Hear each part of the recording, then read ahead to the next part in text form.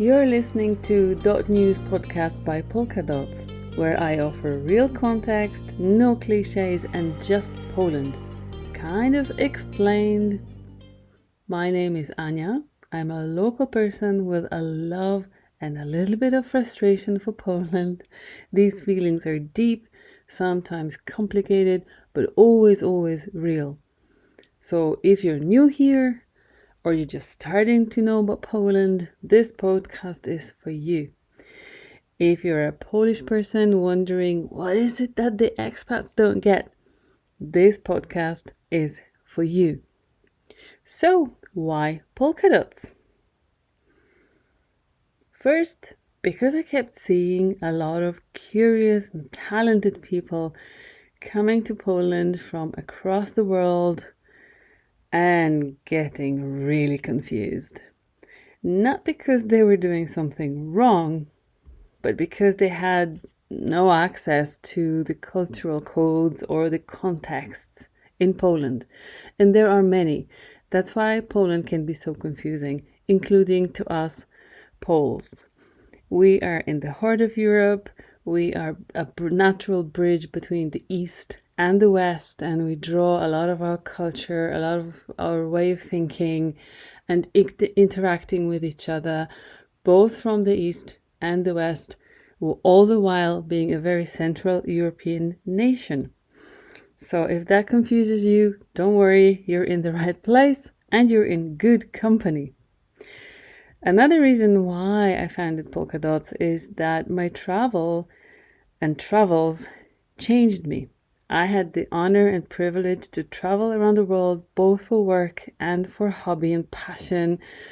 And it's changed also the way I look at Poland. So, when you travel, you of course learn about the world, you learn about yourself, but you also learn to look at where you come from slightly differently, right? And you know that places that have very good PR and that really believe their own hype often turn out to be a lot more, let's say, challenging to find your bearings in and to feel at home.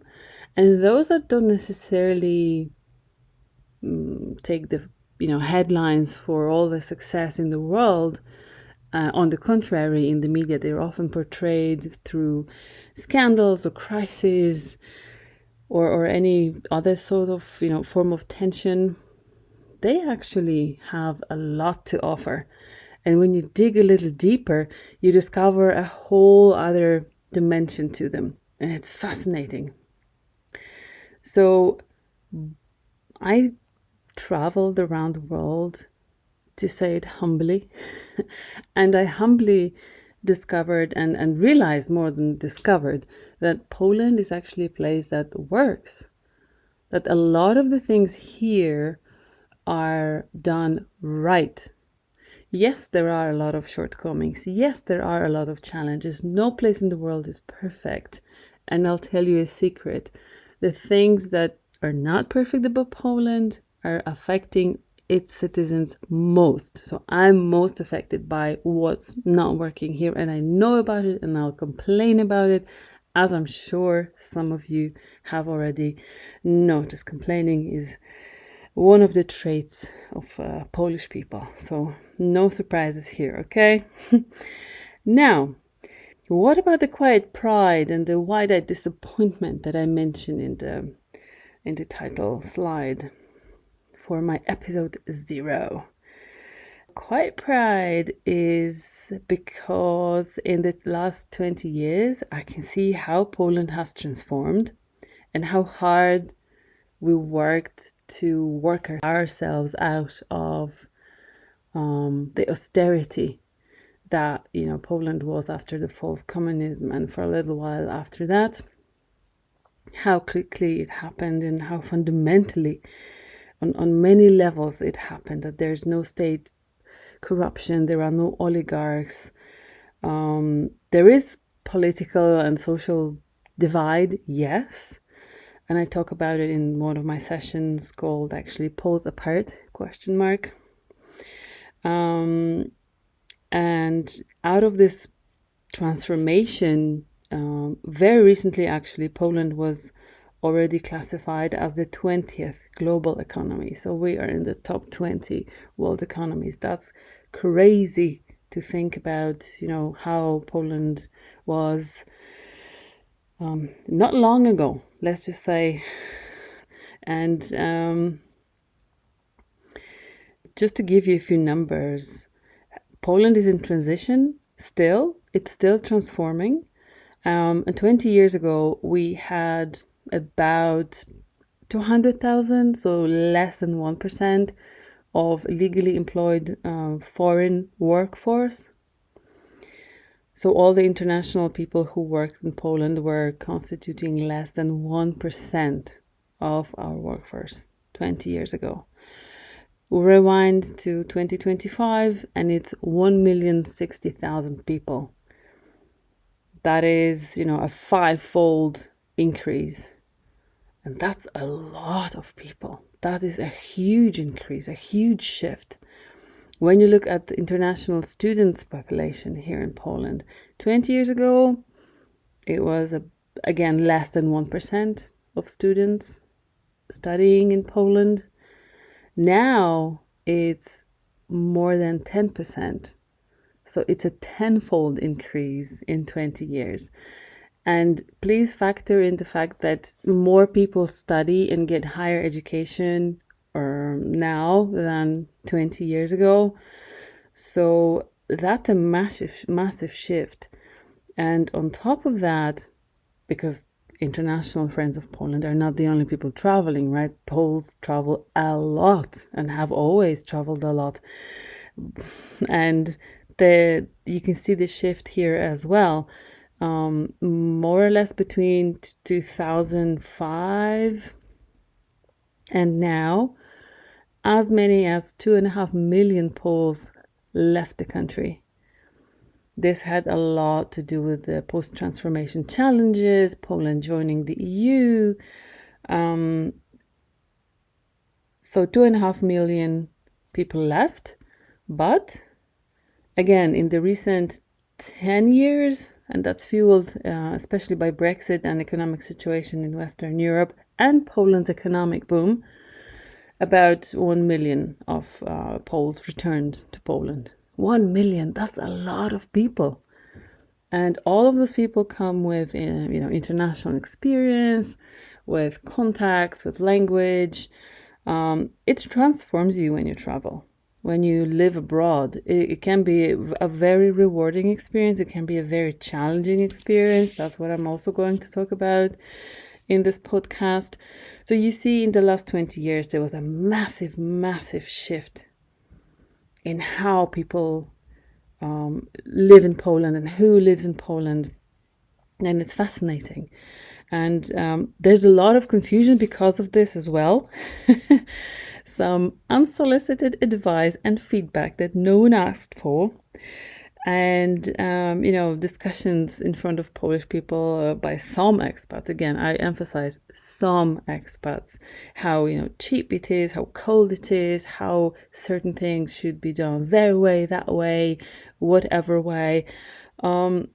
Yes, we welcome discussions about that, but the condescending tone and the questioning of literally everything, combined by the terrible PR that Poland had until recently, that doesn't paint a good picture, and it adds to the confusion.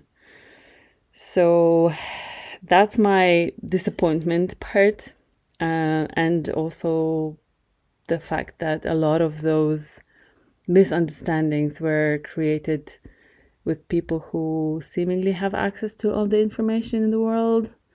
I can check a lot of things, but apparently it's still a challenge. And that's why I think generic cultural awareness training or session doesn't really work here. It's usually very US centered, so it does nothing for Central Europe.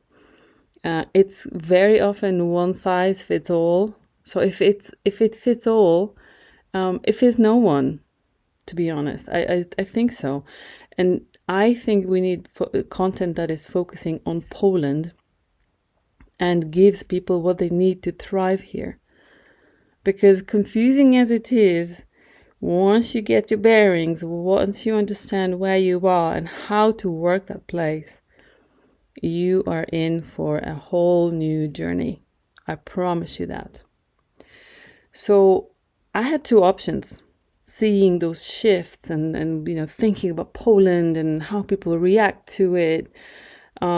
To stay frustrated that people don't get it and they're confused and they complain, or do something about it. Surprise, surprise. That's what I did. So here we are with Polka Dots on my this is the podcast, and I have sessions that you can see on my website, polka-dots.eu. So what's in the name? We're doing something about this confusion, people. There are so many dots to connect. So many. Let's start with the name. What does it mean? Why polka dots? Does it mean a Polish woman in Polish language and a lot of other Slavic languages? Is it about the dance that comes from Bohemia or Czechia and is very popular across the region? Is it because of the pattern that never goes out of style? It's all of those things and much more, because to some people, it will make perfect sense. And to some, it will forever be confusing, just like Poland. So next time, we'll talk about how to ask for help in Poland and how not to. And you'll be surprised. It's not what you heard in your onboarding. I have special tips and special keywords to help you get more interactions. And before I finish this one, this is episode 0, I have a question for you. How does Poland, or your stay abroad in general, change the way you see home? Think about it. What do you miss most? What do you not miss at all? Any surprises here? Any comparisons? Favorable to Poland? Only kidding. So thank you for today. Hit the subscribe button. Until next time. Cześć!